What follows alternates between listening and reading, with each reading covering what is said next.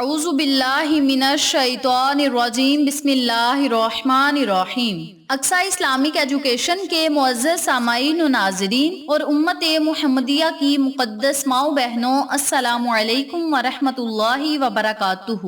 امید کرتی ہوں آپ جہاں بھی ہوں گے اللہ کے فضل و کرم سے خیر و عافیت سے ہوں گے، اور دعا گو ہوں کہ اللہ پاک آپ کو ہمیشہ صحت و سلامتی کے ساتھ پیار و محبت والی، خوشیوں والی، اتفاق اور اتحاد والی زندگی عطا فرمائے، آپ کو کبھی کسی کا محتاج نہ بنائے، آمین۔ سامعین، آج میں آپ کی خدمت میں ماہ رمضان المبارک کے مہینے کا ایک بڑا ہی آسان، مجرب اور چھوٹا سا عمل لے کر حاضر ہوئی ہوں، جس کے کرتے ہی انشاءاللہ بفضل خدا اللہ کی رحمت آپ پر موسلا دھار بارش کی طرح ضرور برسے گی۔ آپ اللہ سے جس چیز کا سوال کریں گے، رب کریم آپ کو وہ چیز ضرور عطا کرے گا۔ میری پیاری بہنوں اور میرے پیارے بھائیوں، ماہ رمضان المبارک بڑا بابرکت اور مقدس مہینہ ہے، اور اس مہینے میں کی گئی عبادت کا ثواب آپ کو بہت زیادہ ملے گا۔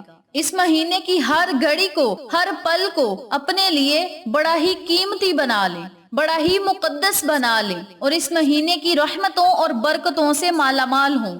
ہماری زندگی میں بہت سارے رمضان آئے ہیں اور ہم نے ان مہینوں کی قدر نہیں کی۔ ہم نے بس نماز پڑھی، روزہ رکھا، بس ہم نے اس مہینے کا فرض ادا کر دیا۔ نہیں، اس مہینے کا فرض تو تب بھی نہیں ادا ہوگا جب ہم اس مہینے میں 60 قرآن بھی پڑھ لیں، پھر بھی اس مہینے کا ہم فرض ادا نہیں کر سکتے۔ رمضان المبارک کا مہینہ رحمتوں، برکتوں اور انوارات کا مہینہ ہے، اور اس کے بہت زیادہ کمالات ہیں جن سے ہم محروم ہیں، کیونکہ ہم اس مہینے کا صحیح معنوں میں فرض ہی ادا نہیں کرتے، اس مہینے کی صحیح معنوں میں قدر ہی نہیں کرتے، اس لیے ہم اس مہینے کی برکات سے فیض یاب نہیں ہوتے۔ میری پیاری بہنوں اور میرے پیارے بھائیوں، اللہ کا شکر ہے کہ رب کریم نے رمضان المبارک جیسے مقدس مہینے کو ہمیں پھر سے نصیب کیا، رمضان کا مہینہ ہمارے سروں پہ بلند کیا، اور رمضان المبارک کے مہینے کا سایہ فگن کیا۔ ہمیں اللہ کا کروڑوں بار شکر ادا کرنا چاہیے، کیونکہ یہ مہینہ بخشش کا مہینہ ہے، یہ مہینہ رحمت کا مہینہ ہے، یہ مہینہ جہنم سے آزادی کا مہینہ ہے، یہ مہینہ گناہوں سے بخشش کا مہینہ ہے۔ اس مہینے کے ایک ایک لمحے کو، ایک ایک گھڑی کو، ایک ایک دن کو اور ایک ایک رات کو اپنے لیے قیمتی بنا لے، اور اتنا قیمتی بنا لے کہ اللہ بھی خوش ہو، اللہ کا نبی بھی خوش ہو، ہماری آخرت بھی بہتر ہو، ہماری دنیا بھی بہتر ہو، ہمیں جنت بھی مل جائے اور جہنم کے دروازے ہمارے لیے بند کر دیے جائیں۔ میری پیاری بہنوں اور میرے پیارے بھائیوں، رمضان المبارک کا مہینہ اتنا بابرکت مہینہ ہے کہ اس مہینے میں دوزخ کے سارے دروازے بند کر دیے جاتے ہیں، اور یہ رمضان کی پہلی رات سے ہی بند کر دیے جاتے ہیں، اور جنت الفردوس کے تمام دروازے کھول دیے جاتے ہیں، یہاں تک کہ کوئی بھی دروازہ اس کا بند نہیں رہتا، اور جنت میں سے ایک ایسی ہوا چلتی ہے جو جنتی حوروں کے منہ سے گزرتی ہوئی زمین میں پھیل جاتی ہے،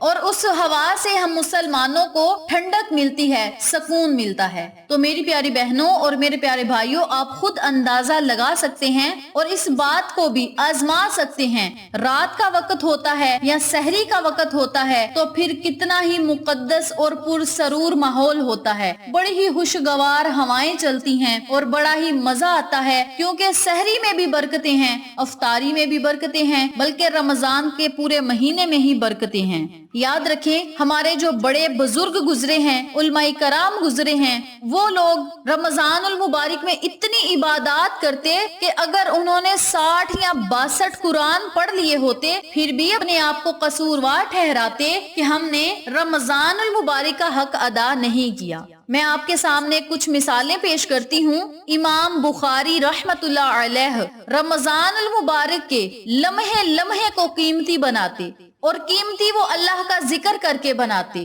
توبہ استغفار کا ورد کر کے بناتے، آقا علیہ الصلوۃ والسلام پہ درود السلام کا نذرانہ پیش کر کے بناتے، روزانہ دن رات میں قرآن پاک کی تلاوت فرمایا کرتے تھے، اور 2 قرآن پاک ماشاءاللہ ختم کر دیا کرتے تھے، قرآن کی 2 مرتبہ تلاوت کر لیا کرتے تھے دن اور رات میں۔ امام شافعی رحمۃ اللہ علیہ اس مقدس پل پل کو احساس کے ساتھ گزارتے اور پورے مہینے میں 60 سے زیادہ قرآن مجید ختم فرماتے۔ اس کے علاوہ امام ابو حنیفہ رحمۃ اللہ علیہ اس مقدس مہینے میں 62 یعنی 62 قرآن پاک کی تلاوت فرمانے کے بعد بھی اپنے آپ کو قصوروار ٹھہراتے کہ اس برکتوں والے مہینے کا مجھ سے حق ادا نہ ہو سکا۔ تو میری پیاری بہنوں اور میرے پیارے بھائیوں، تاریخ گواہ ہے کہ ہمارے بزرگان دین، علماء کرام، صحابہ کرام کتنی عبادات کیا کرتے تھے، پوری رات عبادت میں گزار دیا کرتے تھے۔ وہ اتنی عظیم ہستیاں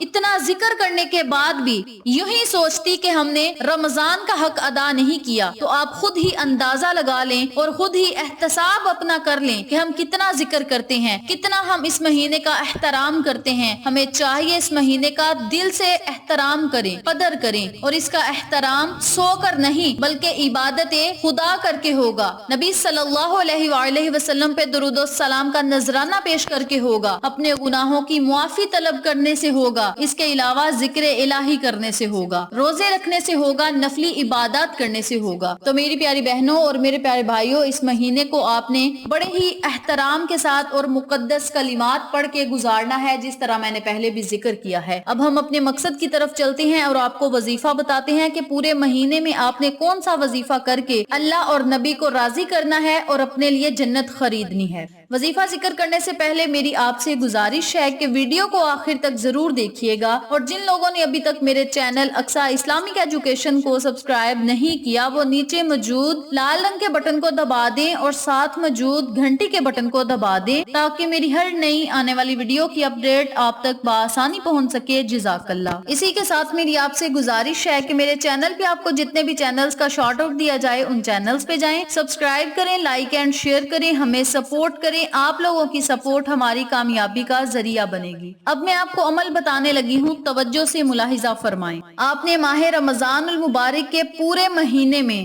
درود پاک کا ورد کرنا ہے۔ آپ درود ابراہیمی پڑھ سکتے ہیں، آپ کوئی چھوٹا درود پاک بھی پڑھ سکتے ہیں، اور سب سے چھوٹا درود صلی اللہ علیہ وآلہ وسلم ہے، صلی اللہ علیہ وسلم۔ اس کے علاوہ صلو علی الحبیب صلی اللہ تعالی علی محمد۔ ان درود پاک میں سے جو درود آپ کو آسان لگے اس درود پاک کو آپ کثرت سے پڑھیں۔ چلتے پھرتے، اٹھتے بیٹھتے، کام کرتے آپ اس درود پاک کو اپنی زبان پہ جاری رکھیں۔ حضرت سیدنا شیخ احمد بن منصور رحمت اللہ غفور جب فوت ہوئے تو اہل شیراز میں سے کسی نے خواب میں دیکھا کہ سر پر موتیوں والا تاج سجائے، بہترین حال یعنی جنتی جوڑا زیب تن کیے، وہ شیراز کی جامع مسجد کی محراب میں کھڑے ہیں۔ خواب دیکھنے والے نے حال دریافت کیا تو فرمایا، اللہ رب العزت نے مجھے بخشا، اپنا کرم فرمایا اور تاج پہنا کر جنت میں داخل کیا۔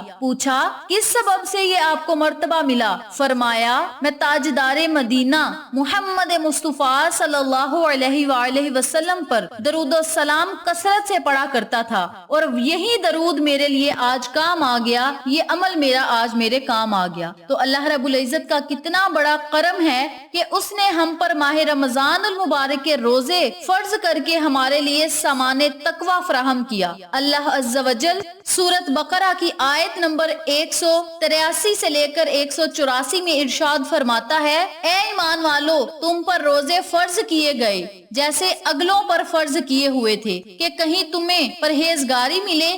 گنتی کے دن ہیں تو تم میں جو کوئی بیمار یا سفر میں ہو تو اتنے روزے اور دنوں میں، اور جنہیں اس کی طاقت نہ ہو وہ بدلے میں ایک مسکین کا کھانا، پھر اپنی طرف سے نیکی زیادہ کرے تو وہ اس کے لیے بہتر ہے، اور روزہ رکھنا تمہارے لیے زیادہ بھلا ہے اگر تم جانو۔ تو میری پیاری بہنوں اور میرے پیارے بھائیوں، روزہ رکھنے سے ہمارے جسم کا کفارہ ادا ہوتا ہے، اور روزہ ہمارے جسم کا کفارہ ہے۔ تو میری پیاری بہنوں اور میرے پیارے بھائیوں، جو بندہ روزہ رکھے گا اللہ رب العزت اسے جنت عطا کرے گا، کیونکہ روزے کا مطلب ہے صبر کرنا، اور صبر کا پھل جنت ہے۔ تو جو لوگ جنت خریدنا چاہتے ہیں انہیں چاہیے کہ روزے بھی رکھیں اور کثرت کے ساتھ آقا علیہ الصلوۃ والسلام پہ درود و سلام کا نذرانہ پیش کریں، جس طرح میں نے پہلے بھی ذکر کیا ہے जन्नत भी मिलेगी, जन्नती जोड़ा भी मिलेगा और जन्नती ताज भी मिलेगा और हमेशा हम जन्नत में रहेंगे। ये एक छोटा सा अमल हमारी जिंदगी को बदल सकता है, हमारी तकदीर को बदल सकता है, हमारे मुकद्दर को बदल सकता है। इस वजीफे को आप लाजम करें। अल्लाह रब्बुल इज्जत के फजल व करम से लुत्फ अंदोज हों। वीडियो अच्छी लगे तो लाइक करें, शेयर करें, चैनल को सब्सक्राइब करें और साथ मौजूद बेल आइकन को दबा के ऑल नोटिफिकेशन पे क्लिक करें ताकि मेरी हर नई आने वाली वीडियो की अपडेट आप तक बआसानी पहुंच सके। इंशाअल्लाह फिर किसी नए वजीफे या अच्छी मालूमात के साथ आपकी खिदमत में हाजिर होंगे। तब तक के लिए अल्लाह नेगेबान।